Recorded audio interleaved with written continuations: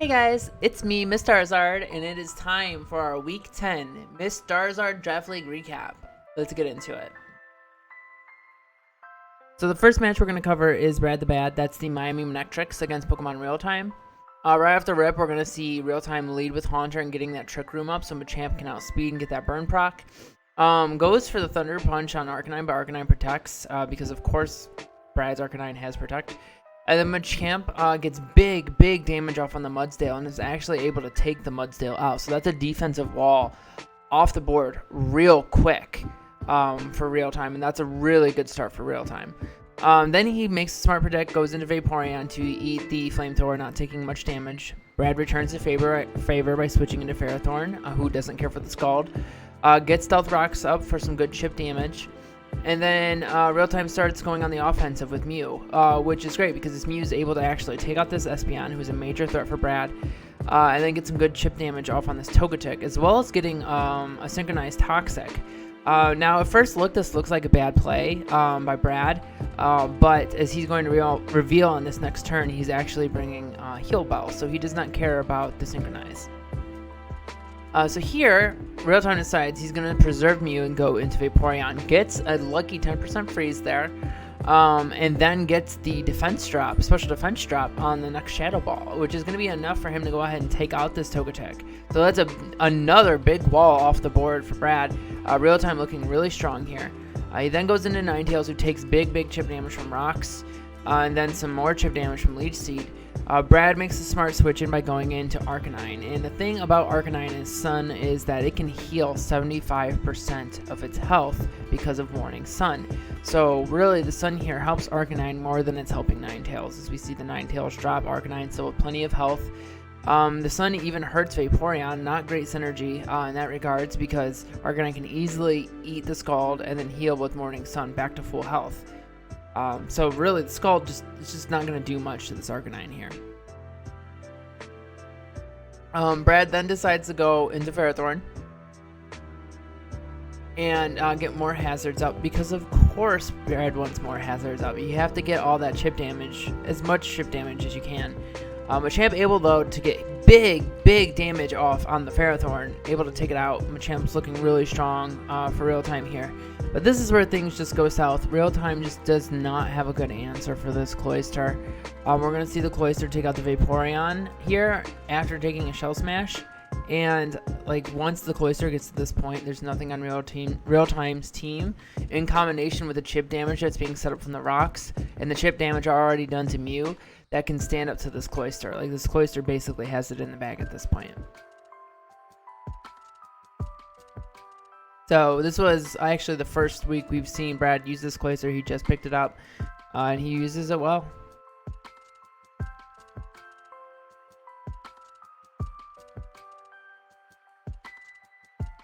So the next match we're going to cover is British Gent. That's the Belper Bewares against Kerfungal, who is the Sandoval Salazzles. British Gent still looking to clinch his playoff berth here. And can do so with a win over Kerfungal. So what we see right off the rip is Kerfungal going back into buffing the Reuniclus, which worked for him pretty well last week against Primersu. So we'll see if we can have a repeat of this week with the Reuniclus. But they do a little bit of switching around. British Gent smartly bringing out the Alolan Persian to get the taunt off to make the Toxapex much less threatening. And then Parting Shot. That's not something we've seen a lot of this year, is Parting Shot. He uses it really well there and then switches in the Quagsire to predict the Scald to go ahead and heal some of itself, and then makes another predict and switch into Bronzong. That way he can be immune to the Toxic. Then he gets the big 4 times effective Body Press off on the Weevil, taking out Kerfungal's biggest kill threat and best offensive option. But then Jolteon looks a little threatening here. Gets big chip damage off on a couple different Mons. Does take big damage from Future Sight, which is unfortunate because this Jolteon really gets it going here. We're able to see it get big chip damage off on a couple Mons, taking out the Torkoal. Not quite able to take out the Gallade though, and the Gallade's able to take out the Jolteon using Thief to steal the choice specs. Thief, really cool tech. I used Thief with my Greedent earlier this season, but in this case doesn't really help him. It actually hurts him because then he's locked in. But then we see British Gent start to clean up here. Takes out the Jolteon, and then takes out the Reuniclus. Lanoon is able to actually take out the Alolan Persian, sorry.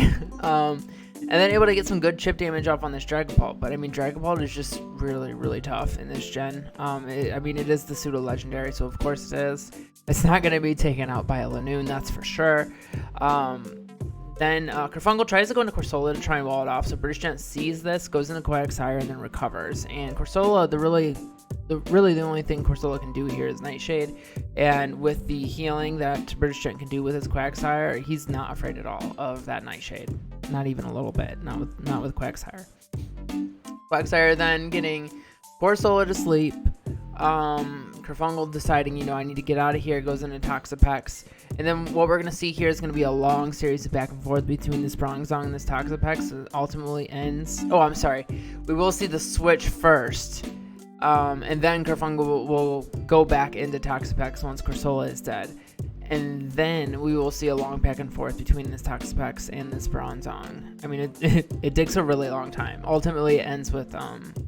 Toxapex able to outlast the Bronzong with just its pure bulk, able to recover and slowly chip down the Bronzong with Scald.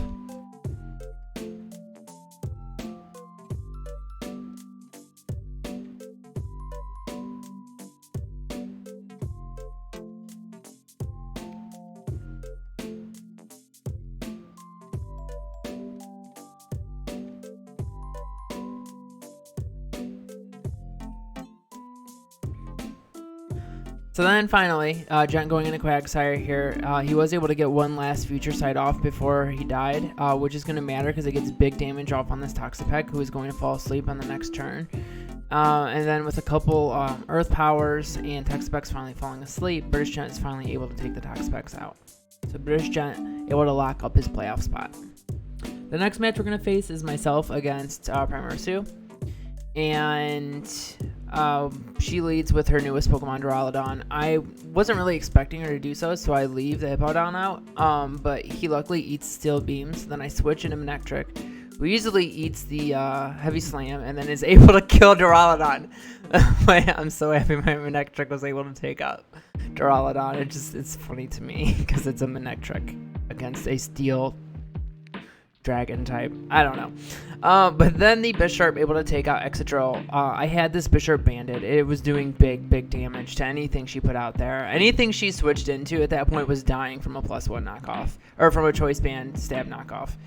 I was expecting Primarsu to click Giga Drain there, so I went into Salazzle, but she actually clicks Thunderbolt, and I recognize here that the Gengar is locked in, so I go into the Hippowdon for the clean switch, get some good heals, and then get my Ice Cream Cone out there against Rotom Mo, because nothing on her team wants to eat a Hail boosted Ice attack from this thing. Not even this Arctivish, because I brought Freeze Dry, which was specifically for this Arctivish. So then Let It Go able to take Arctivish out. I go back into my Hippo, who eats the Giga Drain. Somehow, I don't fucking know how it survives, but it does. Then I know Gengar's locked in, so I go into my my Lizard and go ahead and click a fire move, which is going to kill the Gengar if it stays out, or kill the Lawnmower if she switches into it. Then she goes back into Gengar. Not sure what she's going to click here, so I just leave it out there, and she's able to take it out with Dark Pulse, and then I get the clean switch into my Bisharp and kill with Sucker Punch, because I know she's locked in. The next match we'll cover is Hoenn's Mad, that's Frozen Wrath, against the New Bark Normalizers, that's Sergeant Mech. And this was Frozen looking to actually clinch his playoff spot.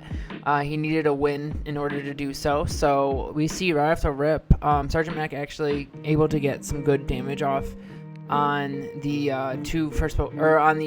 the Pizza Oven with Rock Slide and drop the defense with Crunch, and then able to drop the defense with a Crunch against the Dusclops. So Sergeant Mech goes into the bear. He had a super fun set on this. What he was not expecting was this Dusclops to have counter, which is an awesome bring for Frozen. What's worth noting is that Beware actually crits on that Darkest Lariat against the Dusclops. So without that crit, I'm not sure that counter would have killed the Beware. And I know the set that he had on that Beware would have allowed him to restore health and would have made him useful throughout the rest of the match. So losing that early was a big loss to Sergeant Mech. Also, the Pizza Oven burning Diggersby is a big deal too, because that's basically making the one thing Diggersby is useful for a non-factor now. That multi-attack not killing the Toxicroak was a little bit of a surprise. It was revealed later that the Toxicroak had a little more defensive bulk than what was expected. So it was able to live and actually kill the Silvally. And then the Ditto actually able to, you know, take out the Pizza Oven finally. But the Pizza Oven has done its damage at this point. Togekiss coming in, getting some super effective damage against the Goodra. But then the Goodra clicking Sludge Wave, getting some super effective damage off the Togekiss. Frozen, not wanting to take any more damage on Goodra, goes into Jirachi to take out what's remaining of the Togekiss. And then Clefable coming in, getting big damage off on the Serena. But the Jirachi walls Clefable real hard. Even though the Jirachi gets frozen here, Sergeant Mech's not really in a good position to take out this Jirachi. Doesn't really have any way to do it unless he's somehow able to copy the Goodra, and the Goodra has like a flamethrower or something. So in a really tough spot here to take out this Jirachi. And what we'll actually see him do after he runs out of Drain Punch attacks with the Ditto, goes into Clefable, and then Frozen immediately clicks Iron Head, takes out the Clefable, and then Sergeant Mech will go right back into the Ditto to get 5 fresh more attacks. And for some reason, Frozen decides to go into Toxicroak here. I think probably trying to pad the stats, and he got cocky, and then he paid for it because the Toxicroak actually dies here. And he kind of deserved that because he did not need to switch in to get that extra kill. But then he goes in the Serena, and Serena's able to finish off the Ditto.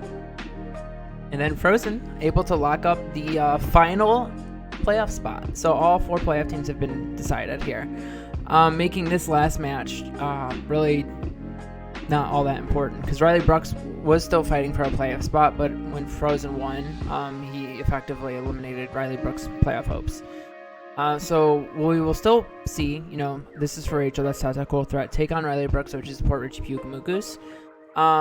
The Hatterene makes Pyukumuku completely useless, and I think Riley probably recognizes this, which is why he switches out. Even if he goes into Lucario, who takes super effective damage on the switch-in, Goku ultimately dying due to Life Orb recoil. And then this Dracovish is such a huge mon for Riley this week, able to take out the Type Null. And then we're going to see him do more later. But Riley makes the smart predict, switching into Colossal on the Will-O-Wisp so it doesn't get burnt. Able to get some rocks up for some chip damage, which is really, really dangerous when there's a Dracovish on the other team because you need all of your health in order to survive.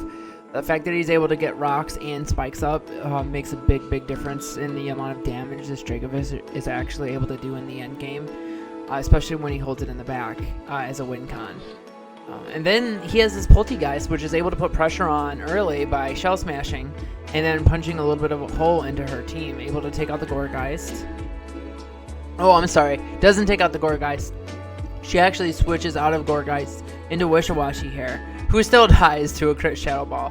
Because of that chip damage, I'm willing to bet without the rocks and spikes that Wishiwashi lives that Shadow Ball, but it's pretty much useless because it's going to get outsped and killed on the next turn anyways. But then the Hatterene dies. She goes into the Copperajah. Not sure why Riley doesn't click Shadow Ball there, because Shadow Ball definitely kills. Goes for a Giga Drain for some reason, and then dies. And then Riley goes into Dracovish, and Dracovish just, well, I'm sorry. Not quite yet. Actually, I'm not sure why he switches there. It would have made sense for him to just start clicking Crunch, because then he U-turns and goes right back into the Dracovish anyways, and then starts clicking Crunch. He probably could have done that on the previous turn. Oh well. Either way, the end result is still the same, and the Dracovish is able to finish up Rachel's team.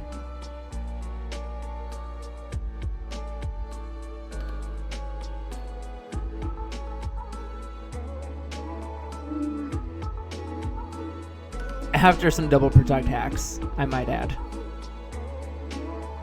So yeah, those are all the matches for the week. Next we'll go into the standings, and the playoffs have been decided, so I'm going to save a little bit of time here. Not really any reason for me to go over all the standings. I'll just jump into the teams that have clinched playoffs. And that's the Miami Mddl at 9-1 with a 20 kill differential. Hoen's Mad at 8-2 with a 19 kill differential. Myself, the Olivine City Volties at 8-2 with a 24 kill differential. And then the Bulper Bewares at 7-3 with a 13 kill differential. The way the playoffs will work is it'll be the 1 seed versus the 4 seed and the 2 seed versus the 3 seed. Teams will be reseeded once the season ends. If the season were to end today, Miami Mddl would be the 1 seed matching up against the Bulper Bewares, which would be the 4 seed. And then myself, the Olivine City Volties, would face off against Hoen's Mad, which is Frozen Wrath, as the 2 and 3 seeds. And then obviously the winners of those respective matches would take on each other for the championship. It's single elimination. So we're there. This is the last week. We have the last week coming up here, and it's really exciting. This last week's gonna basically finalize seeding. A lot can still happen as far as seeding goes because we're also like close. Like if Brad loses and well, Frozen and I are playing each other. So if Brad loses, he's going to be overtaken by either myself or Frozen. And if British Gent wins, and obviously, again, one of us between myself and Frozen are going to lose. If British Gent wins significantly with a really good differential, and then either myself or Frozen loses with a bad differential, Gent could actually jump and leapfrog that individual. So a lot can still happen as far as seeding goes. Pretty much any of us could finish anywhere between 1 through 4, except for Brad. The lowest Brad could finish is second at this point, I believe, if I'm doing the numbers correctly in my head. But it'll be exciting to see how everything finishes off, to see who the first round matchups are going to be. The kill leader is Toxicroak, as you can see, still with 15 kills. But there are 2 Mons nipping at his heels. Oh, I'm sorry, there's 3 Mons nipping at his heels with 13 kills each. And that's Bishop, Ferrothorn, and Dracovish, all with 13 kills. And that'll take me to the Pokemon of the week. It's actually a tie this week. Cloyster for the Miami Mddl able to pick up 4 kills in his victory. And Dracovish for the Port Richie Pugamuku is able to pick up 4 kills in his victory as well. So yeah, that does it. Thank you all. As always, if you're still here, thank you so much for watching the whole video. I really appreciate it. Really excited to see how the seeding finishes up for the season, so we can go ahead and jump into playoffs. Really excited to see how that turns out. Feel free to give me a follow on Instagram, Twitter. If you haven't, go ahead and subscribe if you like the video. If not, then you can just tell me to fuck off and don't subscribe. That's fine too. I really don't care. And feel free to check out my Twitch. My Twitch. I stream Pokemon 3 days a week. I stream Sonic every Tuesday right now, and I stream something scary every Friday right now. We're working on Dying Light. It's been a lot of fun. My Twitch name is the same as my YouTube, and that's MissDarizard. I hope to see you guys there, and I'll see you next week.